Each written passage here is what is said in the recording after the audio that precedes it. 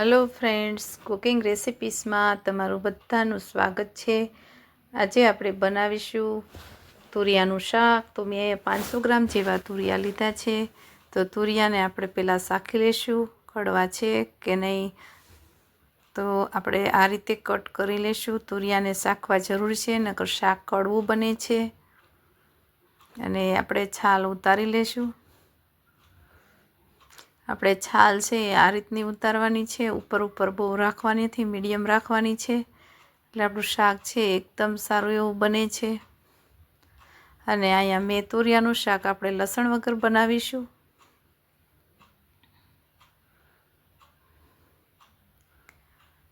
થોડી એવી આપણે છાલ રાખીશું એટલે આપણો ટેસ્ટ સારો આવે શાકમાં। અને એક પ્લેટમાં આપણે કટ કરી લઈશું।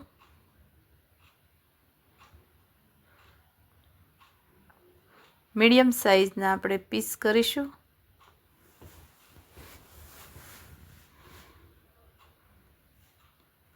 અને શિયાળાની ઋતુ છે, તુરિયા સારા એવા આવે છે બહાર બજારમાં, શાક માર્કેટમાં। તો તમે ત્યાંથી લઈ અને બનાવશો તો જરૂરથી શાક સારું એવું બને છે। અને બાળકો ન ખાતા હોય તો પણ બાળકો ખાશે। આ રીતે બનાવશો તો એકદમ સારું એવું ટેસ્ટી બને છે। અને આપણા તુરિયા એકદમ સમારાઈ ગયા છે। તો એક મેં કઢાઈ લીધી છે, એમાં આપણે 1.5 ચમચી જેવું આપણે તેલ એડ કરીશું। કેમ કે તુરિયામાં તેલ નાખવાથી બહુ ઉપર આવે છે, એટલે આપણે મીડિયમ તેલ નાખીશું। અને તેલ આપણું ગરમ થઈ જાય એટલે આપણે 1 ચમચી જેટલી મેં રાઈ એડ કરી છે।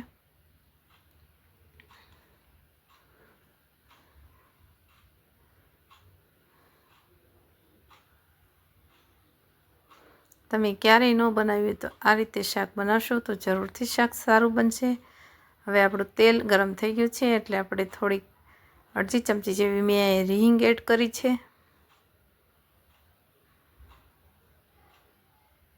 6-7 જેટલા મીઠી લીમડીના પાન, એક મોટું ટમેટું। આ ટમેટું છે એને આપણે તેલમાં સાતળી લઈશું, એટલે શાક આપણું સારું એવું બનશે, એકદમ ઘટ।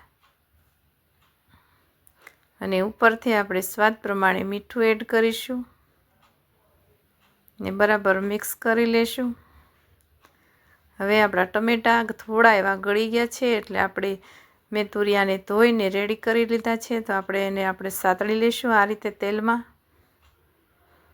આવું 2 થી 3 મિનિટ સુધી આપણે એને સાતળવા દઈશું, એટલે આપણા તુરિયા છે એ તેલમાં જ શેકાઈ જશે। અને આ રીતે શાક બનાવશો તો શાકમાં પાણી પણ નહીં નીકળે અને શાક એકદમ સારું એવું બને છે।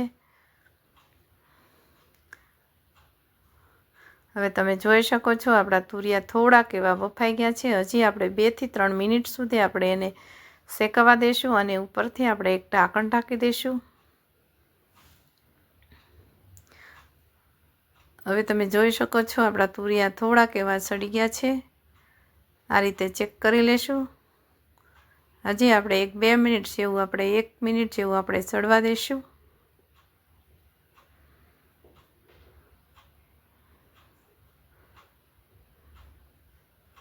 હવે આપણા તુરિયા એકદમ સડી ગયા છે। તો આપણે થોડુંક 1 ચમચી જેવું આપણે 1/2 ચમચી જેવું આપણે પાણી એડ કરીશું અને મસાલા કરી લઈશું। 1 ચમચી જેવું આપણે લાલ મરચું પાવડર, 1/2 ચમચી જીરા પાવડર, 1/2 ચમચી જેટલું હળદર પાવડર, આ રીતે બરાબર મિક્સ કરી લેશું। તમે જોઈ શકો છો આપણા મસાલો એકદમ લાલ અને સરસ એવો બની ગયો છે। જોતાં જ આપણે શાક ખાવાનું મન થઈ જાય એવું શાક બન્યું છે।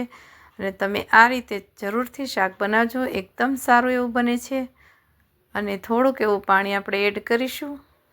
તમારે રસો જેવો જોઈતો હોય એ પ્રમાણે તમારે પાણી એડ કરવું। મેં અહીંયા 1 કપ જેવું મેં પાણી એડ કર્યું છે। હવે થોડુંક એવું આપણે ઢાંકી દઈશું અને તમે જોઈ શકો છો આપણું શાક એકદમ બનીને રેડી થઈ ગયું છે।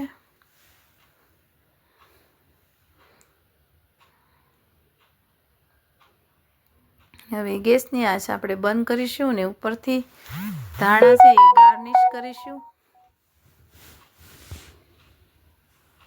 હવે આપણે એક પ્લેટમાં કાઢી લઈશું। તમે જોઈ શકો છો આપણું શાક એકદમ સરસ એવું બની અને રેડી થઈ ગયું છે. તો તમે આ રીતે જરૂરથી ટ્રાય કરજો. અમારી રેસીપી સારી લાગી હોય તો વિડીયો કોમેન્ટમાં જરૂરથી જણાવજો અને વિડીયોને લાઇક કરજો અને શેર કરજો. અમારી ચેનલમાં તમે નવા આવ્યા હોય અને હજી સુધી અમારી ચેનલને સબસ્ક્રાઈબ ન કરી તો સબસ્ક્રાઈબ કરજો અને બેલ આઇકન પ્રેસ કરશો એટલે નવી રેસીપીના નોટિફિકેશન જોવા મળશે. Thank you.